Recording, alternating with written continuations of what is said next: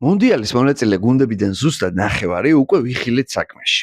ხო და რა დასკვნები შეგვიძლია რომ გამოვიტანოთ? მოდით გავერკვე თამაში. პირველი რაც მე პირადად თვალში მომხვდა, ის არის რომ ჰიმნების შესრულებისას მინდორზე გამოდიან არა ტრადიციულად ძირითადი 11-ეული, არამედ მთელი 26 კაციანი განაცხადი. და ყველაზე საინტერესო ის არის რომ ეს იდეა ეკუთვნის არა ჯანი ინფანტინოს ან რომელიმე სხვა FIFA-ს მაღალ ჩინოსანს, არამედ ლეგენდარულ იტალიელ ფორვარდ ალესანდრო დელ პიეროს. რაც შეეხება უშუალოდ სათამაშო ასპექტს, ამ ხრივაც პირველი აღმოჩენა უკვე ყავს.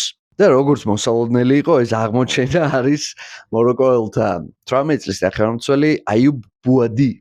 ბუადის მუნდიალური დებიუტი ბრაზილიის ნაკრებთან ჰქონდა და მით უფრო შთამბეჭდავია მისი სრული დომინირება მოედნის ცენტრში კაზემიროს, ბრუნო გიმარაეშის და ფაბინიოს წინააღმდეგ. ახალგაზრდა მაროკოელმა ყველაზე ბევრი ზუსტი გადაცემა გააკეთა. ყველაზე ბევრჯერ შეეხო ბურთს მოედნის ცენტრში.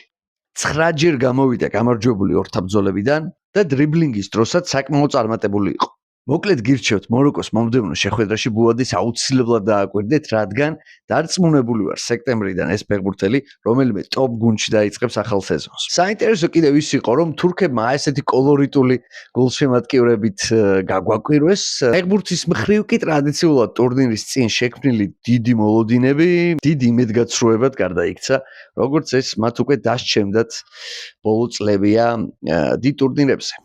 განსხვავებით კორეელებისა და ამერიკელებისგან, რომლებიც მეორე ეშელონის გუნდებიდან ალბათ ყველაზე დალაგებული, თანამედროვე და ისეთი სარხაობრივი ფეხბურთის შემოგვთავაზეს. ტურნირის ფავორიტთაგან კი გამარჯვების მოპოვება ჯერჯერობით მხოლოდ ბუნდესთიმმა შეძლო.